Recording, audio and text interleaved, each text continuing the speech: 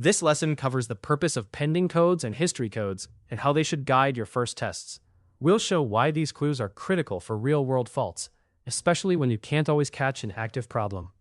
Before a check engine light ever comes on, the ECU tracks fault evidence in stages.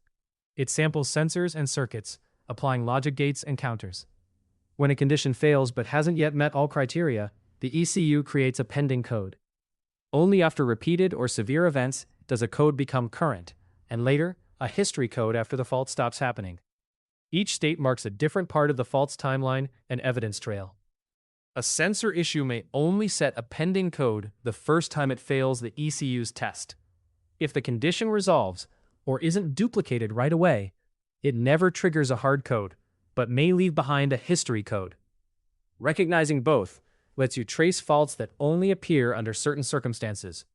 Pending and history states point to when and how to reproduce the failure.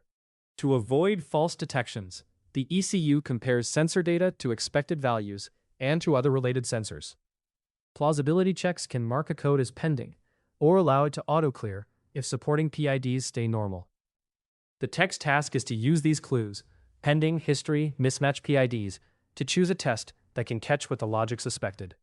Once you spot a pending or history code, use its type and timing to pick your first test. Don't just replace the sensor.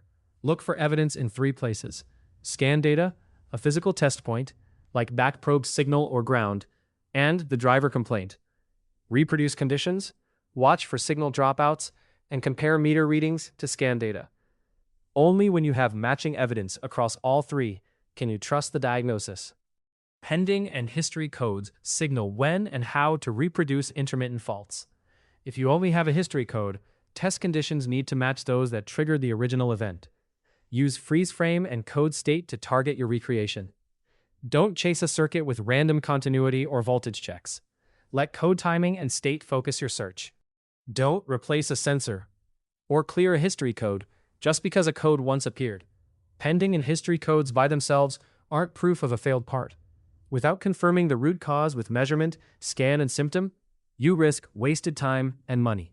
Always triangulate evidence before any repair action. A history code says the module stored evidence from an earlier failure, so the next test should recreate the condition instead of erasing it. Compare pending, current, and history state before deciding whether the failure is active right now or only stored from a previous drive cycle. Freeze frame and code state tell you the operating condition to reproduce, which makes the next test targeted instead of random. Pending and history codes aren't dead ends. They're crucial clues that tell you where, when, and how to test. Use them alongside scan data and physical tests to build a watertight diagnosis before any repairs.